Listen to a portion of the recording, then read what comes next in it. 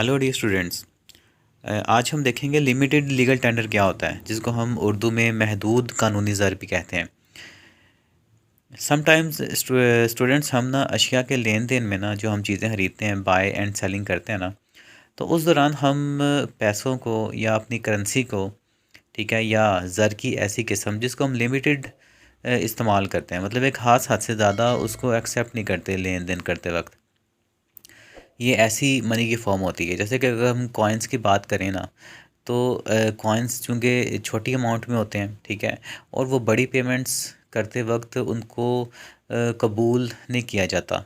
अगर फ़र्ज़ करें एक शख्स ने किसी दूसरे को 10,000 का लोन दिया है, ठीक है, तो लोन पे करते वक्त अगर वो जो बंदा होता है वो अगर आगे से सिक्कों की फॉर्म में लोन पे करे, कॉइन्स की शक्ल में अगर वो लोन पे करे अपना 10,000, तो जिसने लोन दिया होता है ना, उसको ये हक होता है कि वो कानूनन जो है ना वो सिक्के कबूल करने से इनकार कर दे।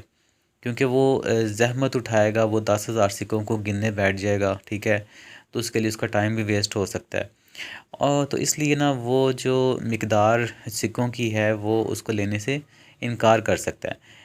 इसका मतलब ये नहीं है कि वो इलीगल तौर पे या कोई बैड करेंसी दे रहा है। दे तो वो जेन्युइन लीगल करेंसी है ही दे रहा है, लेकिन चूंकि वो छोटी अमाउंट में होते हैं, ठीक है, कॉइन्स की फॉर्म में, तो उनको लेन देन करते वक्त जो है ना वो आप एक्सेप्ट करने से इनकार भी कर सकते हैं। तो ऐसी फॉर्म जो होती है उसको लिमिटेड लीगल टेंडर मनी कहते हैं या महदूद ज़र कानूनी कहते हैं।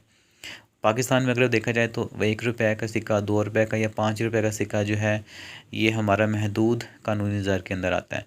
इवन के 10 रुपी और 20 रुपी नोट्स भी जो हैं ये भी महदूद कानूनी ज़र के अंदर आते हैं। इनको लेन देन करते वक्त हम ख़ास अमाउंट से ज़्यादा, ख़ास हद से ज़्यादा इस्तेमाल नहीं करते।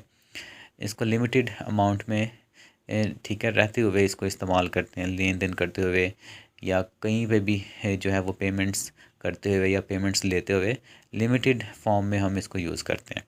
तो ऐसी जो मनी होती है उसको लिमिटेड लीगल टेंडर कहते हैं या महदूद ज़र कानूनी कहते हैं।